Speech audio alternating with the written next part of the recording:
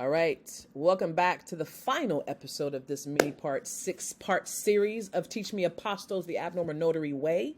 I am your teacher, Ty, the Abnormal Notary.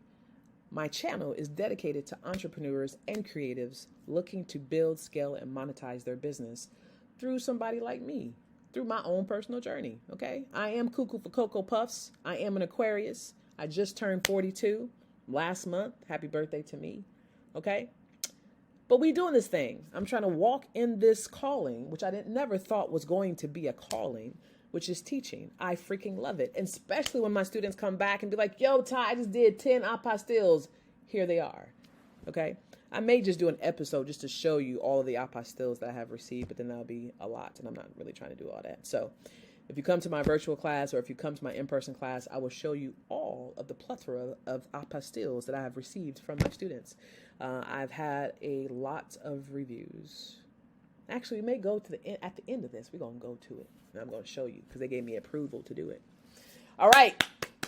Let's get into this episode. We are discussing how to transact a non-Hague request.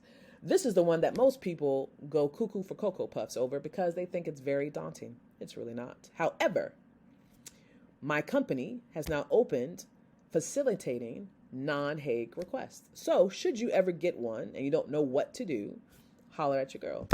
I got you. All right. Let's get into this thing. All right. I am back. Okay. So let's talk about how to transact a non-Hague request. From the previous episodes, if this is your first time, you jump literally to episode 6, make sure you go back to 5, 4, 3, 2, 1.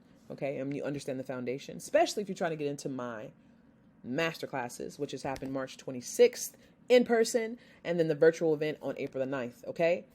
Tickets are $50. Yes, they're $50. That's not a lot. And as much information, especially if y'all already have seen the plethora of information and the wealth of knowledge by God's grace that I have been able to receive by myself, teaching myself, rest assured what you about to get up in this personal, in-person, and virtual events. Okay.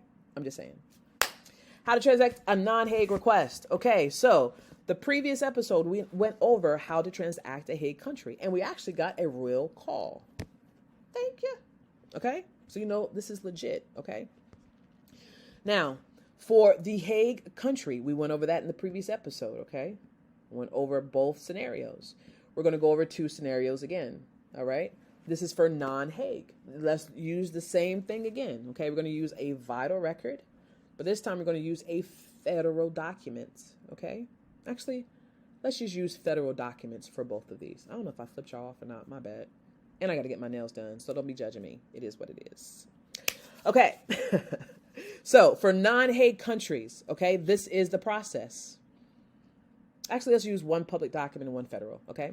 So we have a customer that calls. It's a country that's not party to the Hague Convention, okay? He has a will. We know for any public document, it has to be notarized. If it's already been notarized, what do you do? I'm not going to answer that question. If you don't know it, go back to the previous episodes, okay? Public document, you notarize the document. If you have to get county clerk certified, get that done. If you don't know what that is, go back to the previous episodes. Then you go to your SOS to certify or apostille. Now, here's the thing. Some Secretary of States will only issue an apostille for a non-Hague country. Some states, i.e. New Jersey, will issue a certificate for a non-Hague country, okay?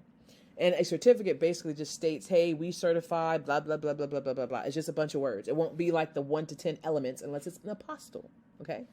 For certifications, you get a document with said information on it, signed by the state treasurer or whoever the federal competent authority is to issue that certificate, okay? Then after that, then it goes to D.C., okay? Then it goes to the embassy and you rinse and repeat. All right. Now, if it's a federal document, what does it do? It goes to D.C., followed by the embassy consulate to be legalized, rinse and repeat. Okay. Now, let's take you through a transaction. The phone rings. Hey, Ty, this is Joe Smith. I have a birth certificate and it's going to a country that's not part of the Hague. He's not going to say that, but I can't think of a country that's not part of the Hague right now. Okay. Okay, cool. No problem, Mr. Smith. What type of document is it? Okay. He already told you, but you want to make sure. Ask him again. It's a birth certificate. Okay, where did it originate from? New Jersey? Fantastic. Does it say state of New Jersey or does it say a county? Oh, it says state of New Jersey. Okay, fantastic. All right, let's meet up so I can go ahead and take the document. Please note it's going to take X amount of time for X amount of dollars, okay? He says no problem, okay? I set him up in my database. I send him the invoice. We meet. I take his document. I ship it off to the Secretary of State, okay? Secretary of State will certify it here in New Jersey. They will send it back to me, okay? I then have to take that document. Then I have to go on to the travel.state.gov website, okay? For every document that requires, I'm over my time again, dang.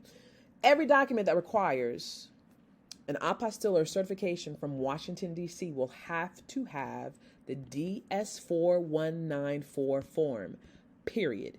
If you do not send this form in, and all of your other documents are correct, they've been certified by your Secretary of State for your birth certificate, and you send the birth certificate without this order form, your shit will get rejected. I'm trying not to curse. Dang, I think that's number 2. It'll get rejected, okay? So for every single document that has to go to DC, you fill out this document, okay? Period. So let's go through this document real quick. Section number 1 is your client, okay? Is your customer.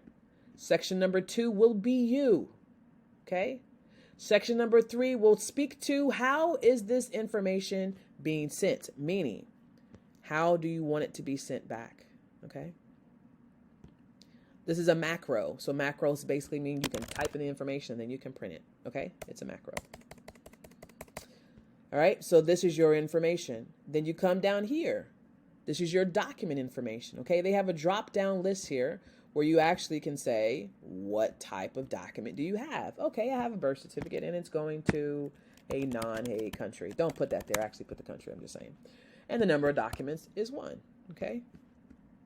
Now, you can have as many documents, you can have as many, you can have up to, I think they said up to 15 before, but that was for walk-ins. So if it's going to the same country, you can have multiple documents, okay, here. But if it's going to a different country, I would say use a different DS4194 form or call them, okay, and just see if you can do that, all right? Once you fill this form out, you're going to print this sucker out. You're going to take the birth certificate. You're going to take the certificate from the Secretary of State. You're going to mail it to where? Sterling, Virginia, okay? Sterling, Virginia will take your documents, your return envelopes to make sure they can return it to you. And they will ship it to D.C., okay? Because it's going to a non-Hague country, D.C. will then certify the document, okay? They will certify the document. They will then ship it back to you. So you see why it's important that you have a third-party carrier so you can track every single milestone of that document, okay? So once it goes to DC, they will certify it. They will then send it back to you. Now here is the caveat. You need to make sure you already have the steps laid out for the embassy and consulate to get that document to them so they can legalize it and get it back to you. Each consulate, each embassy has their own pricing structures, okay? I've seen it from corporate to personal. Corporate is more, obviously. Personal is less. So you need to call that country of intent, okay? And I'll show you how to do it. Let's just do one. Consulate, even though Indonesia is a part of the Hague Convention, okay? They weren't when I did my first one, by the way. All right, so Consulate of Indonesia. There you go. So you would call them. Okay, you will call this number and it gives you the hours. And these hours are true because I called when I had my first one. And they will tell you, hey, this is what it is. This is the price, etc., etc. Then you would have to take that fee and that pricing and put it as a part of your pricing to your customer. Okay. Now, once you start dealing with international and whatnot, it's going to be important that you, not international, but when you're dealing with non-Hague, that you get what the last step of the milestone is, which is the legalization milestone, okay? Call them, email them. That's what I did. They respond. They tell you what you have to do, and then that's it, okay? That's pretty much a non-Hague process, and that's how you actually look it up. So go Google. Or not Google, but rewind, okay? And some states have embassies and consulates that you can actually go get it done versus sending it back to D.C. Now, here's a question. A lot of people say, Ty, I have to go to the country to go to do that? No. All of your embassies, consulates that you will be dealing with are either in DC or New York. There's 120, 30 of them in each one of these states, even though Washington, DC is not a state, okay? So, and some other, like Texas, they have some embassies, consulates there too, but you have to make sure that they actually can do apostilles, okay, and legalize the document. Otherwise, you'll be utilizing my service or somebody else, okay, to facilitate that for you, unless you can do it yourself. And I would say, by all means, do it yourself, okay? Now, we just did a scenario for birth certificate. I just took you through that, okay? Now, if you get a federal document, i.e. naturalization document, okay? Go back to my previous video where I talked about public and federal documents, okay? If you get a federal document, you don't have to go through the steps up here as you would for a public document. Why? Because we're not going down to have the state certify a federal document. It doesn't make sense. So once you receive that naturalization, the only thing that you have to remember is it a true copy or the original? If it's neither one of those, they got to go back and get a new one. And I'm telling you right now, to get a naturalization document here in New Jersey, just for them to call my clients to set up an appointment is 30 days, okay? Then you have to wait to get the naturalization docket. And the naturalization document to get a new one is $574. That's for one. That's crazy. So anyway, so just make sure, sorry, my allergies are starting to kick my butt. So when you get a federal document, just make sure it's the original or true copy, okay? Then the next step that you do, because it's going to DC first, before it goes to the embassy or consulate, you're going to go here. I would say download this thing, okay? Fill it out. Attach your federal document to this. Paperclip. Don't staple nothing. Paperclip them, okay? And then send it in, okay? It'll go to Virginia. Virginia will then send it to DC. And as long as you have a return envelope, if you don't have a return envelope, they will ship it USPS. And I would not recommend to do that. They send it back to you. Okay. Now, here's another thing.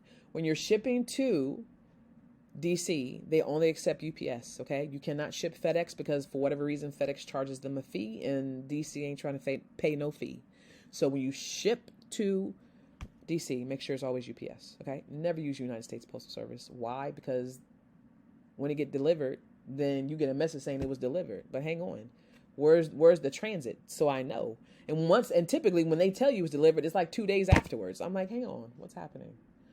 Anyway, that's it. That is the 6-part mini series. Okay. I hope that you have and understand the process. And I'm back on this page, so y'all can take a picture of it. All right, take a picture of it if you so need to. Apostles is not hard. Okay, so let me debunk some myths. Some people say you have to be a notary to do this business. That is not correct. You don't need to be a notary to become an apostille coordinator. Okay, period.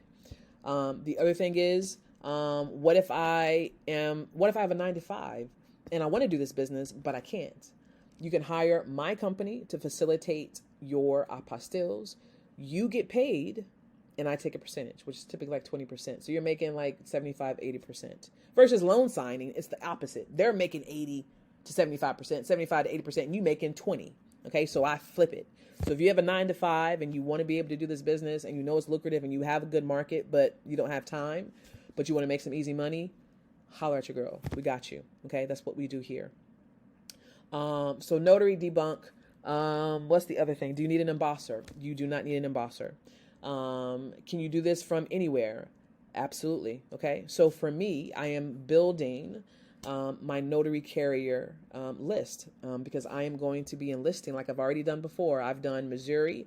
I've also done Nevada, and I've done Florida. Okay. Nevada is actually working right now. I have a marriage certificate going to Nevada right now. Okay. So if you, I forgot what I was going to say. I hate when that happens, when I have so many things in my head. You don't need to be a notary, an embosser. Oh, can you do this from anywhere? Yes, you can do this from anywhere. That's what I was saying. My brain. Ugh. So notary and carrier list. So if you don't have the ability to facilitate because you're at a 9-to-5, hire a notary, okay, to help you facilitate these transactions, or talk to me because I'm building my list of notaries and carriers as well. Because like I said, I'm trying to build a empire. All right. And I've already paid out almost $500, give or take, to 2 notaries, okay, for 2 transactions. I'm just saying. If you work for me, The minimum that you will make is $150. That's the minimum, okay? So if you have apostilles or whatever and you need help, come holler at me if you want me to help you facilitate them. You'll make more money than I do because you're doing the work. I'm just telling you what to do, okay? So that's it. I kind of rambled. These 2 past episodes kind of jitter me up a little bit because I had a real live call. So if you didn't get to listen to that call, go back. And that's it. All right. I am all about community. I'm all about unity. I'm all about us being a mighty family and working together. There should be no reason why we cannot share information without thinking that somebody's going to take our idea and be like, oh God, let me get it out there first before everybody else. The entire world is a copy. Okay. The entire world is a copy. I'm just saying. It just depends on which restaurant you want to visit. Okay. To obtain a good meal versus a fantastic exemplary meal. Okay? So, get into my masterclass. Make sure you watch these videos because I'm not going to take the time out to go through foundational stuff. However, if you have questions in regards to my episodes, bring those questions to the virtual event or in person. And when I get to that section of my event, FAQs, I'll answer those questions. Okay? So March 26th in person, deadline to get your tickets is Thursday. If you want to do the virtual event, you have, a couple of weeks to get that in. All right. So that's it. More to come. I'm all about building, scaling, and monetizing not only my business, but helping you as well. All right. God bless you. Make sure you follow me on all of my social medias, Instagram, Clubhouse, Facebook, like page. Okay. Everything. Just type in Abnormal Notary and you'll find me. God bless you. Bye.